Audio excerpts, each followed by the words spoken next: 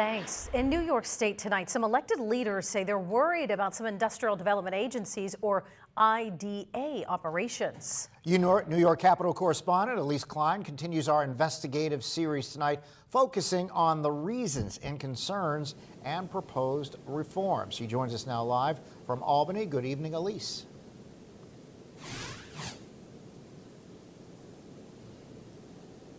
Mike, Eva, good evening. Recent reports from the New York State Authority's budget office show that some IDAs have mismanaged nearly $2 million just within the past year. And some New York State lawmakers tell me they're concerned some of these agencies have no respect for managing public money and taxpayer interests.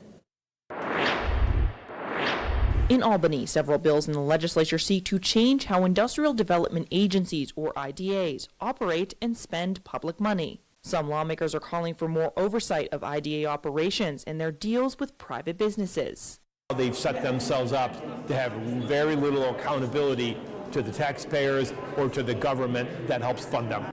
There are tools at our disposal as legislators to better hold IDAs accountable. Right now, there is very little accountability, and so they do operate in many cases like the Wild West.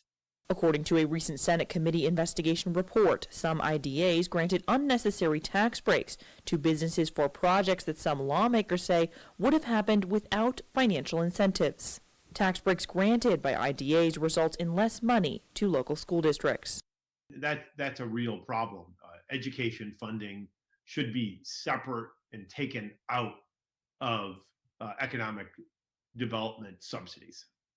Senator Ryan says his legislation introduced in Albany will prevent IDAs from waiving taxes that would otherwise be received by a school district. Other lawmakers are also concerned about IDA operations. Proposed legislation would require a school board representative on IDA boards making decisions about economic development projects and tax breaks.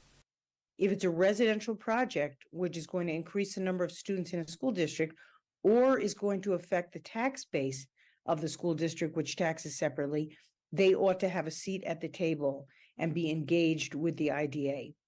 Senator Skoufis says one way to combat this issue is to regionalize or limit the number of IDAs operating around the state. Skoufis currently sponsors legislation to do this. Skoufis underscores there are some IDAs that do what they're supposed to do and help communities grow their economies. But there are simply not enough of them doing the right thing, he says. And we have a lot of work to do as a state legislature to clean up these acts. As the next legislative session approaches, starting back up here in Albany in just a few weeks, we will be following this issue and tell you where some of these bills end up. Reporting live, Elise Klein, Erie News Now. Mike, Eva, back to you. Elise, thank you. Ukraine